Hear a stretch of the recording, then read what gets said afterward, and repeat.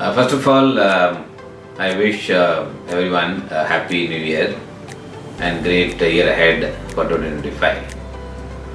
We must also look at 2025 on the background of last 2 years, how the global economy has done well.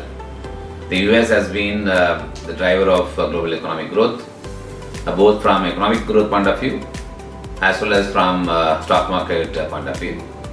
And same way, India too have done exceedingly well the last 2-3 years on the back of strong growth and momentum that we have witnessed both in the economy as well as the stock market. So as it stands today, we have to watch out a few developments that has happened in the last few months, or rather last few weeks, coming from one US election. With the Trump coming back to the power, he has many agendas in his fold, which need to get rolled out as he takes charge in the month of January. One such thing is about boosting the economic growth in the US, which is the tax cut that he has been talking about. Could be one way to boost the morale of equity market, therefore support the corporates in the US. That's one.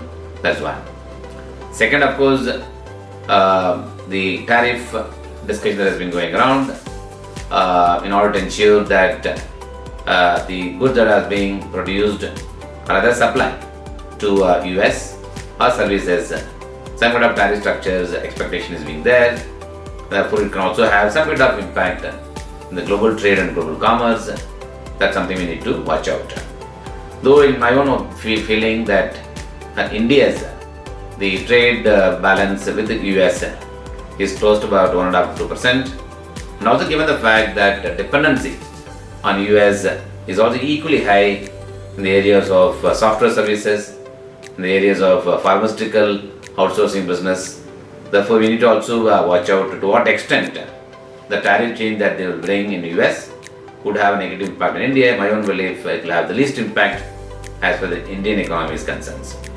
Third, of course, is about inflation. I mean, there has been widespread feeling that food inflation in general is rising, and therefore rate cut that was coming from US may not come as high as it was expected in the beginning.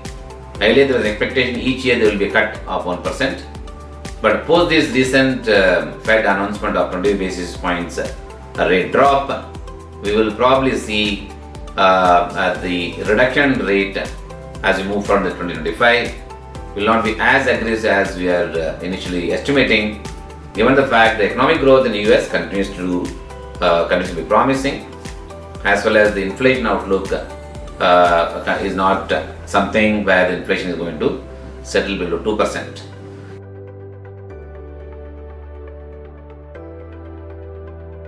And so forth. So I think it's more about the recent volatility is driven largely by the expectations versus what is now being expected.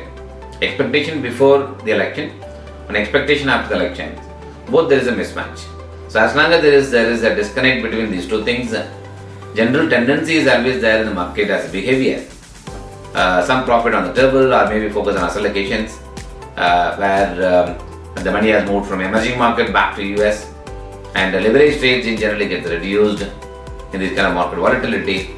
And we must also remember when there is a period for bull, there will always be a period for bears as well. It could be short term. Even in market, we should always go with assumptions. Both bear and bull exist together.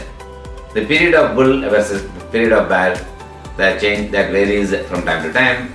Maybe I would probably say there are time for even bears to make some money.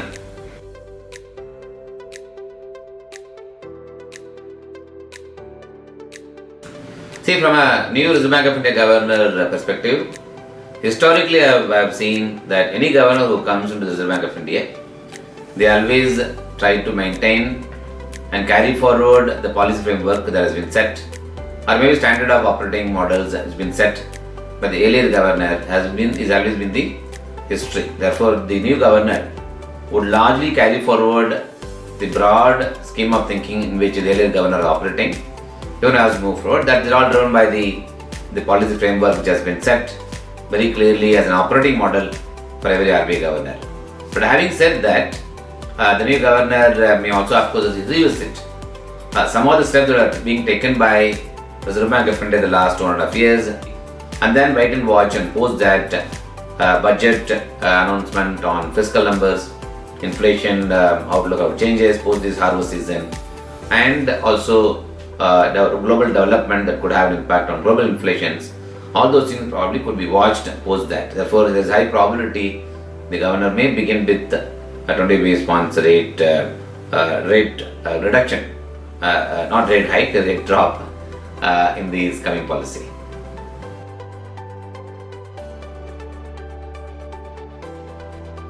So the rate for higher longer was actually done about 2 years back, and that actually in fact has worked well as a fund house. Given the dynamics of inflation outlook changing, and also given the dynamics that interest rates, policymakers will start cutting the rates maybe starting from next year, and also given the fact that Indian sovereign bond got included in the JP Morgan bond index, therefore every year there will be a demand coming for buying Indian sovereign bonds from overseas investors through the index mechanism. So we changed our view that it's good to play a duration game. The question is, what kind of duration? If one looks at the bond market clearly, 1 to 5 year is at elevated level. As you go down the longer period, the rates are anyway reflecting a rate cut. So from investors' point of view, one need to have good carry, some really accrual. At the same time, as the rate cut happens, we must also benefit out of interest rate cut in the form of portfolio appreciations. So we have been suggesting that duration portfolio is worth taking investment at this point of time in fixed income, 3 to 5 years kind of durations. So that's why we have been suggesting like Aditya Birla Sun Life Mutual Fund, Corporate Bond Fund, and POC and Banking Fund, as well as the Birla Income Plus. These are some of the things we have been suggesting, keeping this in mind.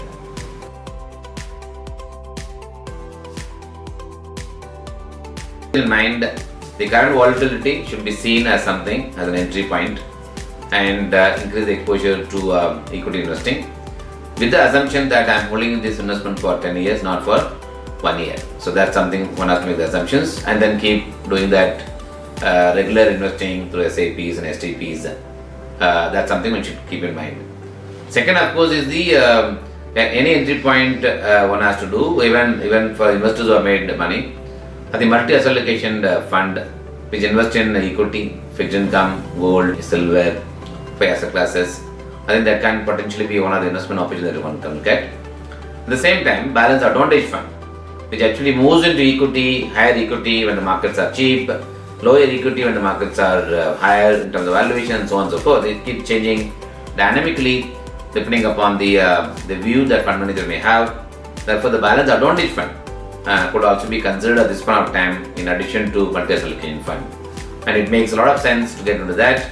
And the pure equity should always be forming part of the 60% of the core portfolio, such as front-end equity or Sun Life equity or smaller mid-cap fund. These are some of the things should come as part of the overall asset allocation pattern. Lastly, with respect to the conglomerate fund that we launched, of course it got closed 19th of December, 20th of December it closed. It will come in the future.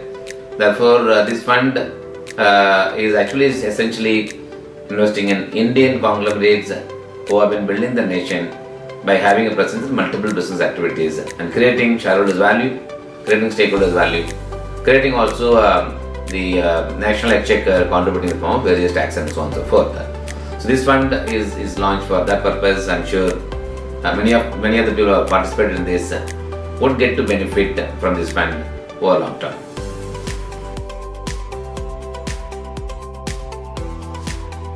Mutual fund investments are subject to market risks.